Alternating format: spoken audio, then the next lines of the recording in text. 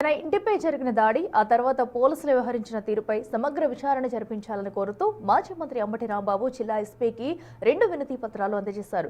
ఈ సందర్భంగా జరిగిన 31న దాదాపు 7 గంటల పాటు తన ఇల్లు, ఆఫీస్పై టీడీపీ శ్రేణులు దాడి చేశాయని, తనను తన కుటుంబాన్ని హత్య చేయడానికి ప్రయత్నించారని అంబటి ఆరోపించారు. ఈ దాడి వెనుక కేంద్ర మంత్రి పెమ్మసాని చంద్రశేఖర్ హస్తం ఉందని, దీనిపై విచారణ జరిపితే ఆయన పాత్ర బయటపడుతుందని పేర్కొన్నారు. దాడి చేసిన వారిపై బెయిలబుల్ కేసులు పెట్టి స్టేషన్ నుంచే వదిలేశారని, కానీ బాధితుడైన తనను మాత్రం 18 రోజుల పాటు జైలుకు పంపారని ఆయన వాపోయారు. లోకేష్ బంధువు సీఐ గంగా వెంకటేశ్వర్లు ఉద్దేశపూర్వకంగానే నిందితులకు సహకరించారని ఆరోపించారు.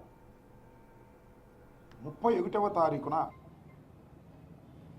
చరిత్రలో కని విని ఎరుగనటువంటి ఒక ఘోరమైన సంఘటన గుంటూరు పట్టణంలో జరిగింది. మీ అందరికీ తెలుసు.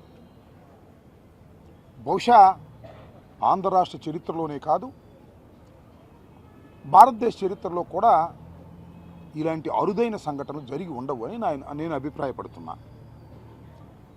37వ తారీఖున 5 గంటల నుంచి రాత్రి 12:20 వరకు మా ఇంటి మీద, ఆఫీస్ మీద పెద్ద ఎత్తున దాడి చేశారు. ఒక విధంగా చంపడానికి ప్రయత్నం చేశారు. ఇల్లుని, ఆఫీస్ని ధ్వంసం చేశారు. నా ప్రాపర్టీని అన్నింటినీ కూడా, కార్లు, అక్కడ ఉన్న ఫర్నిచర్ అంతా ధ్వంసం చేసేటటువంటి కార్యక్రమం చేశారు. 7 గంటల 20 నిమిషాల పాటు విధ్వంసాన్ని సృష్టించారు. ఆ తర్వాత నన్ను అరెస్ట్ చేశారు, జైలుకి పంపించారు. 18 రోజుల తర్వాత న్యాయస్థానాల తీర్పుతో నేను బయటకు రావటం జరిగింది.